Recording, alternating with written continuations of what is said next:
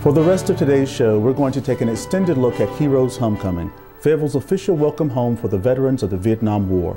This week-long celebration took place in November and featured many events, including a visit to Fayetteville by the Vietnam Moving Wall. A ceremony honored its arrival, and thousands turned out during the week to see this half-size replica of the real Vietnam Wall. Let's take a look at the Moving Wall and its time here in our All-America city. The Vietnam Veterans Memorial in Washington, D.C. was completed in late October of 1982. It was dedicated the following month on November 13th, climaxing a week-long salute to Vietnam veterans, not unlike what we're about to embark on right now. Construction of this moving wall began in February 1983, and it was completed in October of '84, having taken nearly 2 years of hard work and dedication to complete. On October 15th, 1984, this moving wall was erected for the first time in Tyler, Texas, and I will tell you it's been on the go ever since. Both of these memorials are dedicated to the 2.7 million men and women who served in the U.S. military in Vietnam. Inscribed on the wall are the names of the men and women who died in service to their nation during that time. But they are more than just names. Each name has a face, a history, a family, and many who will visit over the following week are going to go down there to that wall, and you'll look up a name, and you'll reach up and you'll touch that name, and it's going to be hard. It's going to be someone you know, a grandparent, a mother, a father, a brother, a sister, a friend, a comrade. Some of us, like myself, come to pay our respects based on the bond that all veterans have through service. Regardless of who we are and who they are to us, they all deserve our gratitude and our respect. Today, we present to you the traveling wall with 58,267 names of American men and women who paid the ultimate price so that we may live as free people. The names listed on the wall are arranged in the order by which they were taken from us. To those of us who survived the war, and to the families of those who did not, we see faces, we feel pain that these numbers created. We are, until we too pass away, haunted with these numbers, because they were our friends, our fathers, our husbands, wives, sons, and daughters. There are no noble wars, just noble warriors. The Vietnam War created a division in our society between those who supported it and those who opposed it. The warriors who actually fought the war were stuck in the middle. Today, in this great and free nation of ours, there are many wives, children, and parents who only have love to keep the memories alive. The men and women whose names appear on the traveling wall left this country and their families to fulfill a commitment made by the United States of America. Some of these men died in my presence. One died in my arms. And I can assure you one thing, not one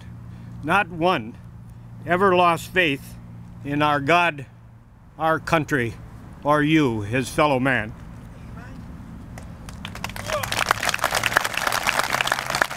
As for myself, I spent just short of 5 years as a prisoner of war in Vietnam, 2.5 years of which I was in total isolation, chained like an animal, starved, beaten, and tortured, tried as a war criminal and sentenced to death. I stand here today to tell you I have no regrets, nor do I feel I have made any sacrifices that any other American would not have done under similar circumstances. For we are the most versatile and resilient people in the world.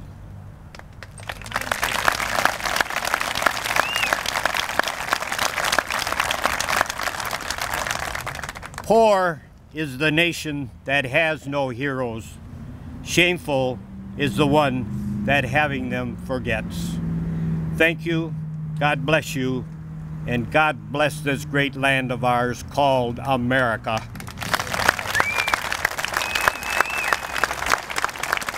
This has a significant event for me. I'm a Vietnam veteran.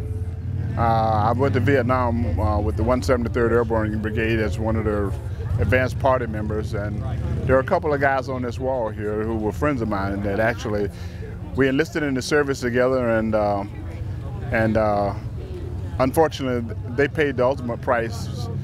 And those of us who are fortunate enough to come home, this is the least we can do as a tribute to them, is to honor their memory at any time. Just this whole event of welcoming home the Vietnam veterans is just long overdue.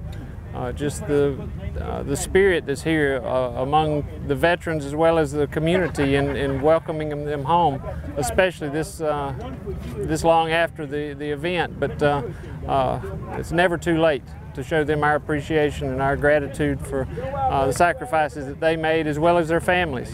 When I was 10, two officers came to my house and told me that my father was a prisoner of war, and then he was listed on, during the Paris Peace Accord, he was listed as a POW at that time. So the first 2 years he was MIA, and then the last 3 he was listed as a POW.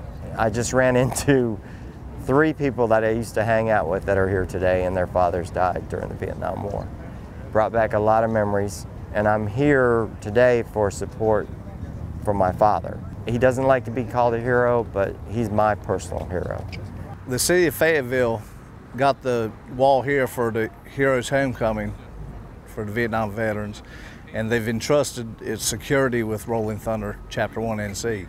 We in turn reached out to the other veterans organizations for help on this, and so there's going to be several veterans organizations out here helping in the security of the wall. Mission of Rolling Thunder, we are a POW MIA activist group. We keep the government in check. We don't want them to forget that we still have several thousand from other wars in other countries still that need to return home. There's a lot of people who's never been to a wall, and this is the closest thing that they've gotten to be able to find a little something they can grab onto. They take etchings or rubbings, they take it home, put them in their Bibles, something that they can put back into their hand and have a little bit of their loved ones. I hope that the Heroes Homecoming changes the mental picture that people have from the way it was to now. This is the homecoming that our veterans, Vietnam veterans, need. A lady came, her husband's on the wall. We helped her find it, and she didn't really want to come by herself, but she came by herself anyway. We helped her find the name of her husband, and she had a rose. And she put it down there. She said he planted this rose bush in 1965 and was killed in 1966. But we helped her and told her she wasn't alone. To me, it's an honor to be a veteran. A lot of Vietnam veterans don't feel that way or didn't in the past. This, I hope, will help heal, and they'll get the homecoming that they deserve.